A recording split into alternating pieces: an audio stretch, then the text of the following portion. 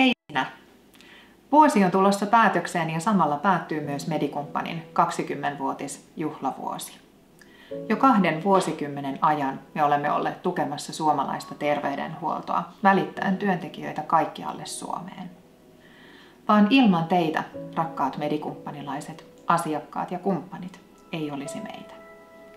Sydämellinen kiitos siitä luottamuksesta ja arvostuksesta, jota olemme saaneet osaksemme tänäkin vuonna. Medikumppanin toimitusjohtajana haluan kiittää jokaista sote-alan työntekijää, sillä te tuotte terveyden ja huolenpidon jokaiseen suomalaiseen kotiin.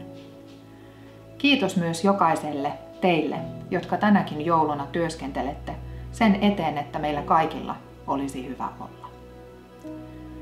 Toivon, että jokaisella teistä olisi aikaa myös hengähtää hetki, kerätä voimia ensi vuodelle, nauttia elämästä ja viettää aikaa rakkaiden parissa.